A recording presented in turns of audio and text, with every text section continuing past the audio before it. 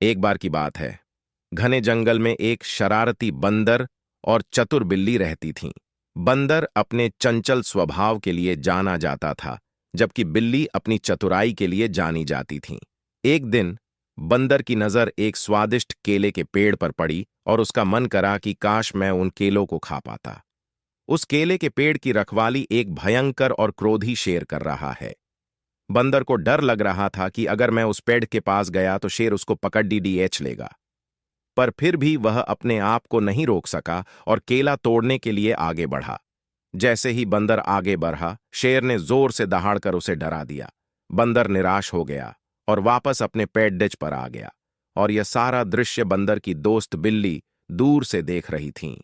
उसने बंदर की असफल कोशिश देखी और उसकी मदद करने का फैसला किया। बिल्ली बंदर के पास गई और उसको अपनी योजना बताई। बिल्ली ने सुझाव दिया कि वे शेर का ध्यान भटकाएगी और तुम जल्दी से उस पेड्डीडाश से कुछ केले ले लेना।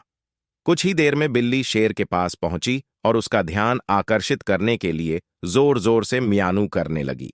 जैसे ही शेर ने बिल्ली की ओर अपना सिर घुमाया, बंदर चुपचाप केले के पेड़ पर चौराच गया और एक एक करके केले गिराने लगा, जिससे ऐसा लगे जैसे वे स्वाभाविक रूप से गिर रहे हों। बिल्ली की म्याऊं म्याऊं से विचलित शेर का ध्यान उनकी चतुर चाल पर नहीं गया।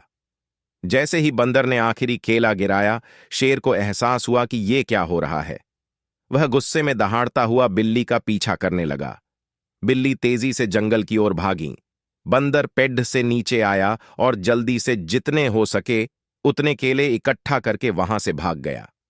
आखिरकार बिल्ली शेर का ध्यान भटकाने में कामयाब रहीं और बंदर के पास लौट आईं। वे दोनों शेर से कमजोर थे, लेकिन फिर भी उससे जीत गए।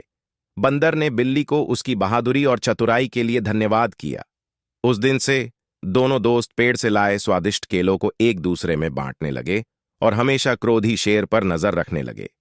कहानी की शिक्षा बंदर और बिल्ली की कहानी हमें दोस्ती, टीम वर्क और चतुर सोच का महत्व सिखाती है।